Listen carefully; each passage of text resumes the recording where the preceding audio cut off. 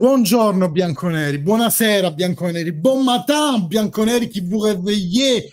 Moi, je suis encore sous le coup de l'émotion. On a vécu un match de malade et je vais avoir besoin de vous qui êtes en live pour me rappeler tout ce qui s'est passé.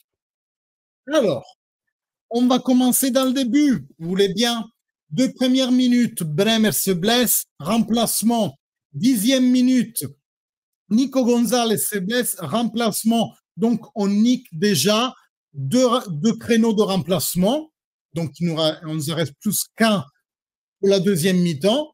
Et on est déjà, voilà, on est déjà mal. On perd notre meilleur défenseur et on perd un de nos ailiers. D'accord, tout va bien. Tout va bien, tout va bien. J'ai oublié parce que je suis sur le coup de l'émotion, mais abonnez-vous, c'est toujours pas fait. Activez cette putain de cloche parce que vous n'allez pas rater les prochains matchs comme ça, les lives qu'on va vivre ensemble, vous n'allez pas les rater. Donc, mettez la petite cloche, abonnez-vous, likez le stream ou la rediff, je m'en fous. Bref, donc ça commence bien. Les 10 premières minutes, on perd 2 joueurs. Nickel.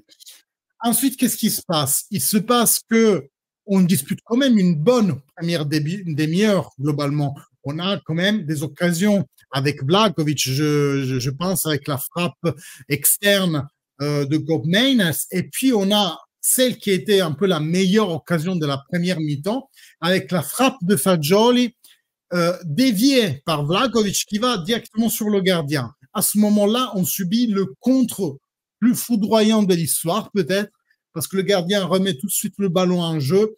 Xavi Simons fait, non, Opanda fait quelque chose de vraiment excellent pour servir Chesco.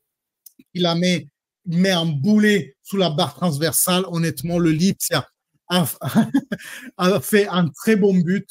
On n'a rien à dire. Ils ont mérité cet avantage-là. Et ensuite, la Juve, bien entendu, elle a été frappée par cette action foudroyante, par ce but foudroyant qu'on n'attendait pas alors qu'on était vraiment en contrôle du match. Et effectivement, là, pour le restant de la première mi-temps, on perd un peu les pédales. Vers la fin, on revient, mais vraiment rien de fameux. Et à la rentrée de la deuxième mi-temps, qu'on arrive avec vraiment des très bonnes vibes. Mais vraiment, quand je vous dis bonnes vibes, c'est que on met le Lipsia dans sa surface. Comme c'est ça, on fait un travail vraiment formidable. Et on arrive un peu à reprendre le dessus. Le but qui vient de Vlahovic vient d'une action chorale vraiment belle. Et Vlahovic est juste sublime à mettre la patte pour enfiler et gonfler le filet derrière le gardien du Lipsia. Mais c'est là que le match se gâte parce que on a, dans l'ordre, alors j'essaie de me souvenir dans la chronologie, et ça, c'est sûrement... Ah, j'ai oublié, en première mi-temps, il y a une faute dans la surface, on touche le pied de Vlahovic avec le pied à marteau, tout le monde dit pratiquement dans nos casques que c'est penalty. Enfin, les commentateurs disent que c'est penalty. Effectivement, pour moi, c'était penalty. Donc, déjà, en première mi-temps, on ne nous donne pas un penalty. Ensuite, en deuxième mi-temps, tu as une action, et là, c'est vraiment ça qui, moi, ça m'a fait vraiment péter un plomb. Tu as Koopmeiners qui est lancé sur la droite. Il fait un sombrero à son adversaire. Son adversaire, il trébuche tout seul. Koopmeiners ne le touche pas du tout. Le gardien de ligne, l'arbitre de ligne qui est juste à 2 mètres, signale faute. Et on était 2 contre 1 pour aller au but. Et là, on était encore sur le 1 partout. OK. Quelques minutes après, le Lipsia verticalise très bien sur Opanda. Di Gregorio sort et à ce moment-là, il veut mettre la main par terre pour aller par terre et malencontreusement touche le ballon.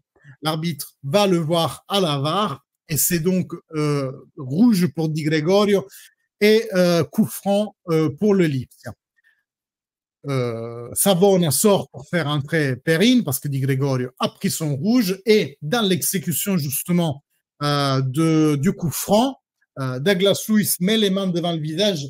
En faisant comme ça, il augmente, c'est vrai, la surface du corps disponible et donc c'est penalty après avoir à nouveau consulté la VAR. Donc dans un très court laps de temps, on a l'erreur sur Kobe Miners qu'on était lancé en 2 contre 1 contre le gardien. On a quelque chose qui, à mon avis, aurait peut-être interprété différemment de la part de l'arbitre, c'est-à-dire la sortie de Di Gregorio qui la touche malencontreusement avec la main, mais à mon sens, et peut-être c'est parce que je suis Juventino, je ne vois pas de volontarité dans le geste. Et ensuite, le penalty. Bon, Cesc transforme, donc doublé pour lui aussi. Et à ce moment-là, on est en 10, on est en but en dessous, on n'y croit pas trop.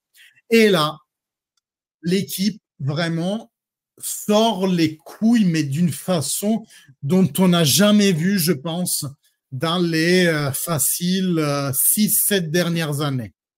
Sans blague, moi, cette Juve-là, c'était la Juve de Pirlo, de Pogba, qui pouvait sortir une prestation comme ça. Après le déclin du premier cycle Allegri, avec Sarri, avec Pirlo, avec le second cycle d'Allegri, on n'a jamais vu, jamais une Juve qui puisse sortir les couilles à ce niveau-là, en fait. Tu es en train de perdre. Et la Juve fait de tout pour aller gagner. Conceição, il sème la terreur côté droit, il sème la terreur, littéralement. Mais c'est sur Dusan Vlahovic qui a le ballon du match nul. Et là, il nous sort mais vraiment un tir brossé de gauche sur le deuxième poteau. Et là, explosion. Mais c'est pas fini.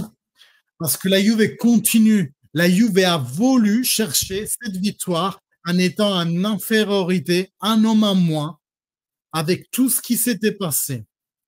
Et c'est le petit Chico, Francisco Conceição, qui résout la situation. Il nous fait un but magistral. Il passe entre deux hommes. Il fait pas une feinte de frappe, mais il ralentit sa frappe le temps que le défenseur fasse la glissade, le tacle, et la met sur le deuxième poteau. 3-2 pour la Juventus. J'en peux plus.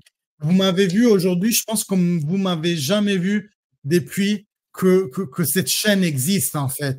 Et je vous l'aurais dit, abonnez-vous parce que cette Juventus, elle va nous porter loin, je pense. Mais peut-être même pas aux phases finales de Champions League, mais elle va nous faire rêver, cette Juventus. Parce que ce que je vous disais pendant le match est véridique. Le résultat de ce soir est faire un level up au niveau mental à nos joueurs assez très important. Avec ces matchs, ils ont compris qu'ils peuvent traverser toutes les difficultés, même les difficultés arbitrales, même sans notre meilleur défenseur. D'ailleurs, Bremer sort, mais Kalulu fait un match magistral. Et les 10 dernières minutes où le Lipsia ne cesse d'attaquer, on a des sauvetages, mais des miracles de Kalulu. Miracles. Et de Cambiaso et de Perrine. Cette Juventus se bat fino alla fine, vraiment fino alla fine. Et quand tu vois Fagioli qui ne perd pas le ballon en sortie de balle, qui gagne du temps jusqu'à la fin, mais vraiment, mais c'est un match émouvant. Mais c'est émouvant de voir un match comme ça de la Juve. Franchement. Et petite parenthèse finale, bordel, 7 minutes de temps de récupération en première mi-temps et 9 minutes de temps de récupération. Qu'est-ce qui s'est-il passé en deuxième mi-temps pour qu'on nous donne 9 minutes de temps de récupération? Moi, je veux comprendre. On me demandait qui c'était l'homme du match. Il n'y a pas d'homme du match. Il y a l'équipe du match. Aujourd'hui, je ne peux pas donner le palmarès à 1. Si je suis obligé, je le donne à 12 ans parce qu'il fait un doublé et vraiment, il nous redonne la lance vitale avec ce deuxième but. Petite mention pour Conceição qui fait un but à la Messi. Mais c'est Messi Prime là. Bref, aujourd'hui, on a eu l'équipe du match. Et moi, aujourd'hui, ceux qui ont été en live, les gars, vous êtes des zéros. Pas en 2 mots, des zéros. Vous êtes des zéros avec un H.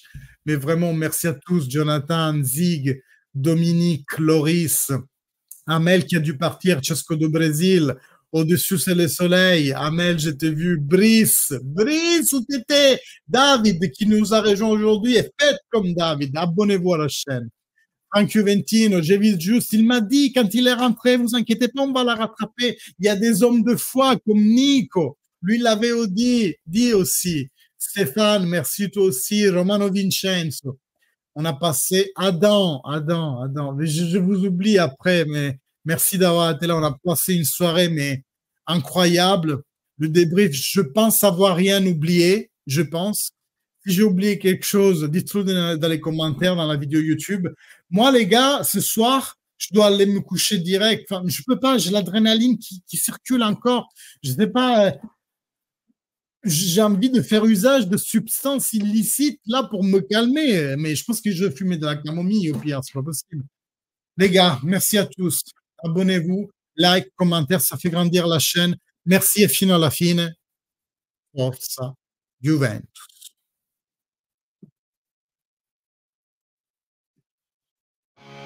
Bienvenue Juventus, t'es bien chez toi ici. On est là pour les vrais, loin des jaloux et des soucis. Vlahovic met une mine, Oer t'envoie un caviar sous mota. On joue au top, on vise que la victoire. Allez, abonne-toi, on échappe. Allez, like ce live, on échappe. Allez, reste avec nous, chape sur l'écran. Allez, c'est Juventino, à Paris, c'est ton clan. On descend les procès, mais on reste au sommet. 2006 Calciopoli, ils voulaient nous la faire payer, mais on garde la tête haute, défense en béton. Bromelo Catelli, dans le jeu on est champion. Allez, abonne-toi, on échappe. Allez, like ce live, on échappe. Allez, reste avec nous, chape sur l'écran. Allez, c'est Juventino, à Paris, c'est ton clan. Thiago Motta à la barre, l'équipe est à feu, Nico Gonzalez. L'ODC c'est eux, on va droit au but. Critique ou pas, Juventino, t'es prêt, fino à la finale. Allez, abonne-toi, on échappe. Allez, like ce live, on échappe. Allez, reste avec nous, chape sur l'écran. Allez, c'est Juventino, à Paris, c'est ton clan.